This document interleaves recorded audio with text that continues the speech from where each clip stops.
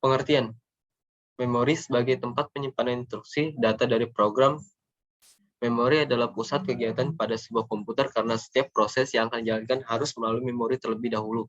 Untuk dapat dieksekusi, program harus dibawa ke memori dan menjadi suatu proses. Konsep dasar.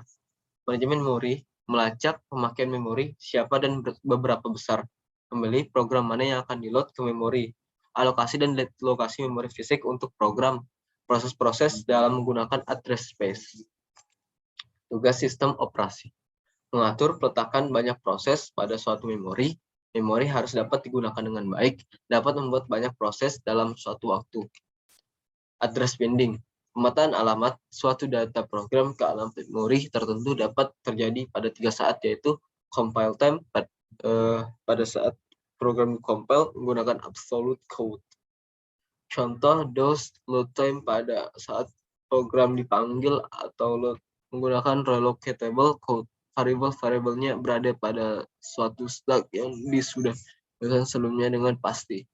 Execution time pada saat program dijalankan, binding akan ditunda sampai runtime. Kode dapat dipindah antar segmen dan page pada memori. Dynamic loading, manggil rutin yang diperlukan saja pada memori. Rutin yang tidak diperlukan tidak akan dipanggil. Tidak memerlukan bantuan sistem operasi. Better memory space utilization because message routine is never loaded sangat berguna jika mendapati banyak code yang jarang diakses ketika pemanggilan terjadi. Rutin jika dipanggil dan dialihkan ke memori. Saya Muhammad Fakil Farouk. Di sini saya akan menjabarkan materi deadlock.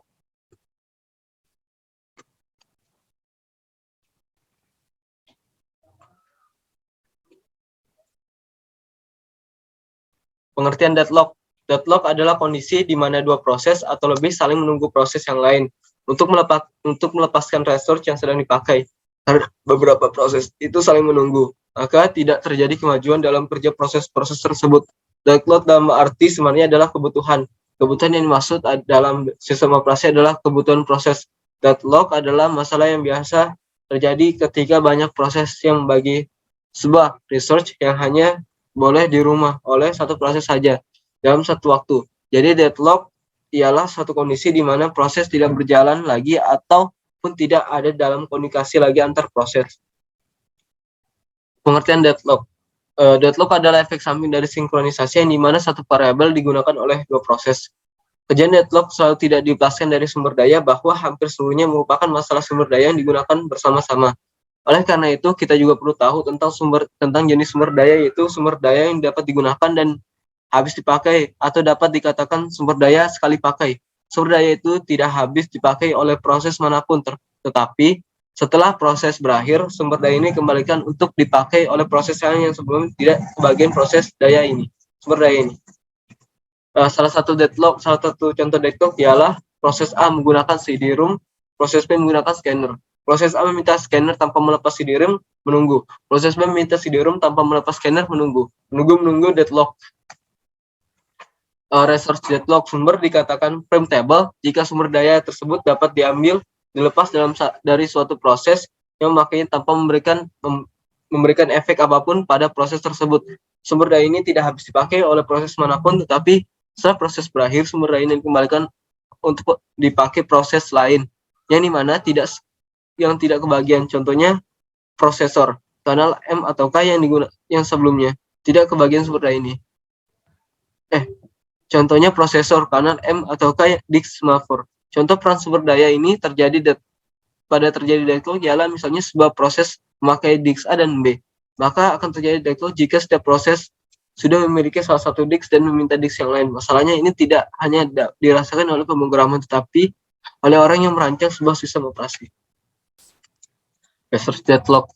Pada sumber daya ini, sumber daya tidak dapat diambil dari proses yang sedang membawanya karena akan menimbulkan kegagalan komputasi. Printer adalah salah satu contohnya. Jika suatu proses sedang menggunakan printer untuk mencetak sesuatu, maka printer tersebut tidak dapat diambil untuk mencetak sesuatu dari proses lain. Sumber daya jenis ini biasanya berpotensi terjadi deadlock. Dari kedua fungsi tersebut, ada yang bertindak untuk menerima dan memberi sumber daya. Tetapi ada kala proses tidak dapat mendapat sumber daya yang dibuat sehingga menjadi blok. Karena itu terjadinya deadlock tentu saja. Hal ini sangat jarang terjadi mengingat tidak ada batasan memproduksi dan mengkonsumsi. Hal ini ada suatu keadaan seperti yang mengakibatkan deadlock. Hal ini mengakibatkan deadlock. Jenis ini sulit untuk dideteksi. Selain itu, jenis deadlock ini dihasilkan oleh beberapa kombinasi yang jarang terjadi. Penyebab deadlock dari penuturan di atas ada 4 kondisi yang menyebabkan deadlock. Yang pertama, mutual exclusion. Hanya ada satu proses yang boleh memakai sumber daya dan proses lain yang ingin memakai sumber daya harus menunggu sehingga sumber daya tadi dilepaskan atau tidak mendapatkan sumber daya apapun. All and what? Proses yang sedang memakai sumber daya boleh meminta sumber daya lagi, maksudnya menunggu hingga benar-benar sumber daya yang diminta tidak dipakai lagi oleh proses lain. Hal ini dapat menyebabkan kelaparan sumber daya dan tidak mendapatkan sumber daya dalam waktu yang lama. No preemption. Sumber daya yang ada pada sebuah proses tidak boleh diambil begitu saja oleh proses lain. Untuk mendapatkan sumber daya tersebut, maka harus terlebih dahulu oleh proses yang memegangnya. Setelah itu proses menunggu mempersyaratkan hanya proses yang memiliki sumber daya yang boleh berjalan. Circular web, kondisi seperti rantai yaitu sebuah proses membutuhkan sumber daya yang dipegang oleh proses berikutnya. Kondisi deadlock pada sistem operasi. Kita bisa lihat pada gambar tersebut kondisi A, kondisi B, dan kondisi C. Sekian penjabaran dari saya. Apabila ada kekurangannya, saya mohon maaf. Saya Muhammad Fakil Faruk undur diri. Wassalamualaikum warahmatullahi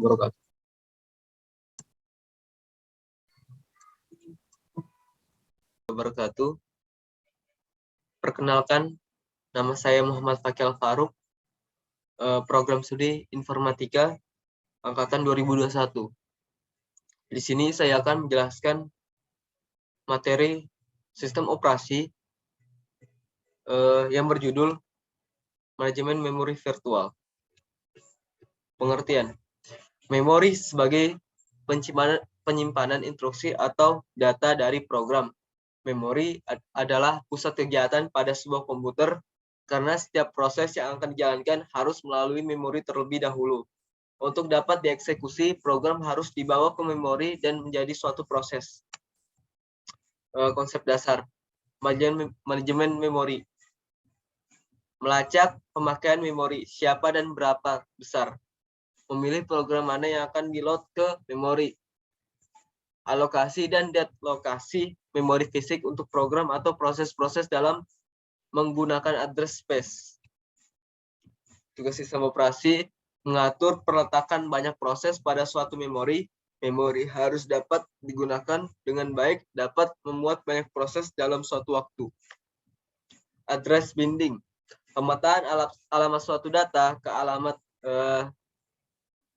memori tertentu dapat terjadi pada 3 saat, yaitu compile time, pada saat program dikompil menggunakan absolute code. Contoh program DOS. Load time pada saat program dipanggil atau load menggunakan relocatable code. Variabelnya pada suatu stak yang sudah dipesan sebelumnya dengan pasti. Execution time. Pada saat program dijalankan, binding akan ditunda sampai runtime. Kode dapat dipindah antar segmen dan page pada memori. Logical dan physical address. Alamat logika adalah alamat yang dibentuk di CPU, disebut juga alamat virtual. Alamat fisik adalah alamat yang terlihat oleh memori fisik. Untuk mengubah dari alamat logika ke alamat fisik, diperlukan suatu perangkat keras yang bernama MMU, Memory Management Unit. Merupakan alamat dari logika ke fisik adalah pusat kegiatan manajemen memori. Logical and physical address sama pada compile time dan load time. Logical virtual dan physical address beda pada execution time. Memory management unit, hardware yang memetakan fitur ke physical address pada MMU scheme nilai dalam relocation register ditambah ke setiap address yang di-generate oleh sebuah proses pada saat dia dikirim ke memory user program deal with logical address, tidak akan melihat real physical address. Sekian penjabaran dari saya. Apabila ada kurangnya saya mohon maaf. Saya Muhammad Fakil Faruk undur diri. Wassalamualaikum.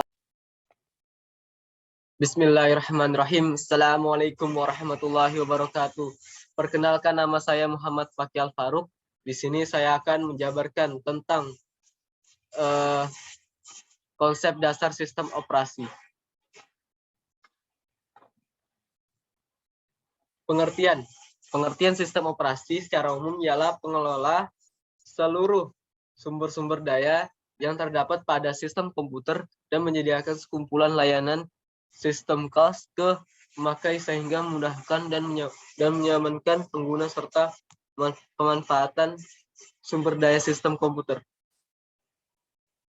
Sistem operasi komputer adalah perangkat lunak komputer atau software yang bertugas untuk melakukan kontrol dan manajemen perangkat keras dan juga operasi dasar sistem, termasuk menjalankan software aplikasi seperti program pengolah data yang bisa digunakan untuk mempermudah kegiatan manusia. Sistem operasi dalam bahasa Inggrisnya disebut operating system atau biasa disingkat dengan OS. Fungsi dasar sistem komputer pada dasarnya terdiri dari 4 komponen utama, yaitu perangkat keras, program aplikasi, sistem operasi, dan para pengguna. Sistem operasi berfungsi untuk mengatur dan mengawasi pengguna perangkat keras oleh beberapa program aplikasi serta para pengguna. Sistem operasi komputer merupakan software pada bagian lapisan pertama yang diletakkan pada memori komputer. Memori komputer dalam hal ini ada hard disk, bukan RAM, pada saat komputer nyalakan, sedangkan software-software yang lainnya dijalankan oleh sistem operasi komputer jalan dan sistem operasi akan melakukan layanan inti umum untuk software-software itu. Layanan inti umum tersebut seperti akses ke disk, manajemen memori, sculpting teks, dan antar muka user. Sehingga masing-masing software tidak perlu melakukan tugas-tugas inti umum tersebut karena dapat dilayani dan dapat dilakukan oleh sistem operasi. Bagian kode yang melakukan tugas-tugas inti tersebut dinamakan dengan kernel atau suatu sistem operasi. Sasaran sistem informasi. Sistem informasi mempunyai 3 sasaran utama, yaitu kenyamanan, membuat pengguna komputer lebih nyaman, efisien menggunakan sumber daya sistem komputer secara efisien, serta mampu berevolusi. Sistem operasi ini harus dibangun sehingga memungkinkan dan memudahkan pengembangan pengujian serta pengajuan sistem-sistem yang baru. Struktur sistem operasi. Pendekatan yang umum yaitu sistem besar dan kompleks adalah dengan pemecahan tugas-tugas teks ke bentuk komponen kecil, dibandingkan dalam bentuk tunggal monolitik. Komponen tersebut akan dibahas pada bagian berikut ini. Struktur sederhana. Banyak sistem operasi komersial yang tidak terstruktur dengan baik. Kemudian sistem operasi dimulai dari yang terkecil, sederhana, dan terbatas, lalu berkembang dengan ruang lingkup originalnya. Contoh dari sistem operasi adalah MS-DOS dan Unix. MS-DOS merupakan sistem operasi yang menyediakan fungsional dalam ruang yang sedikit sehingga tidak dibagi dalam menjadi beberapa modul, sedangkan Unix menggunakan struktur monolitik di mana prosedur tersebut dapat saling dipanggil oleh prosedur yang lain di sistem bila diperlukan dan karena berisi semua layanan yang disediakan sistem operasi untuk pengguna. Inisialisasinya yang terbatas pada fungsional perangkat keras yang terbagi menjadi 2, yaitu kernel dan sistem informasi. Pendekatan berlapis, layer approach. Sistem operasi dibagi menjadi beberapa lapisan. Lapisan terbawah, layer 0, adalah hardware yang tertinggi. Layer N adalah user interface. Lapisan N memberikan layanan untuk lapisan N+1, sedangkan proses lapisan N dapat meminta layanan N-1 untuk membangunkan layanan lapisan N+1. Lapisan ini dapat meminta layanan N-1, namun lapisan N tidak dapat meminta layanan lapisan N+1. Masing-masing berjalan pada lapisan sendiri.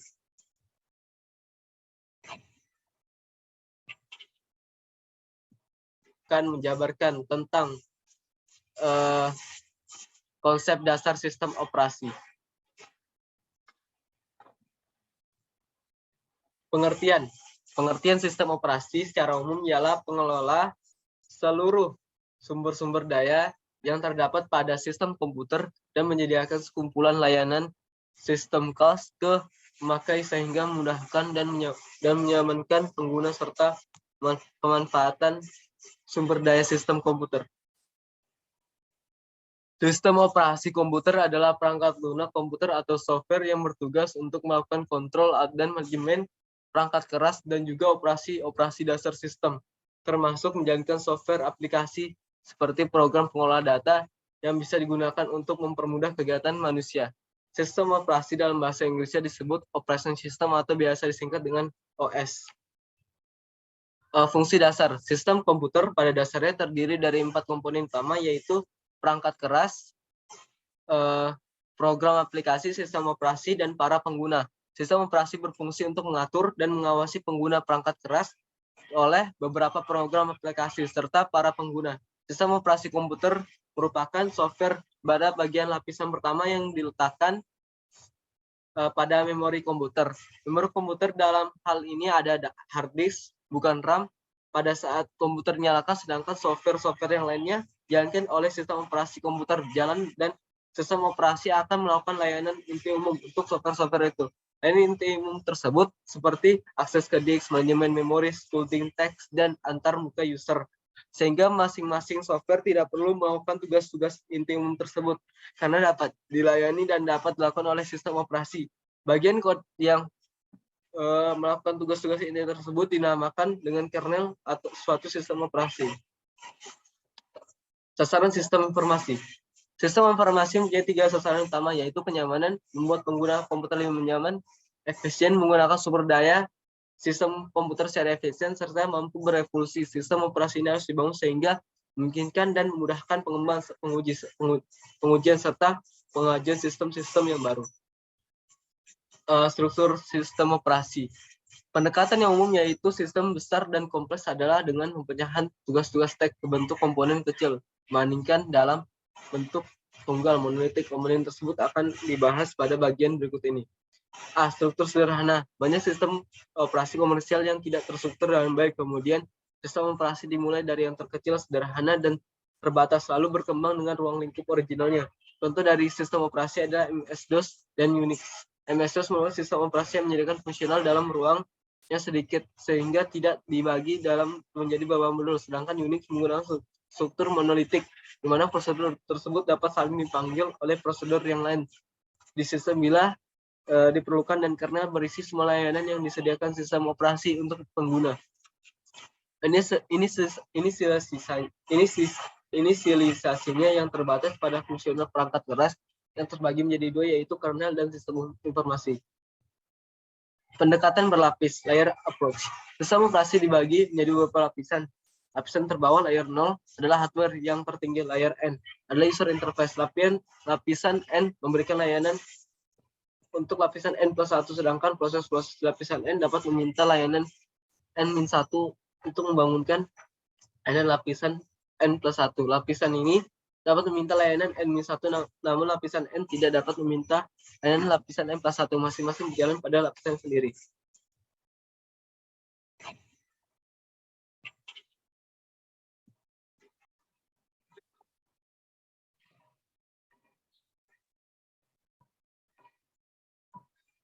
Baik, kita akan melanjutkan materi tentang sinkronisasi proses.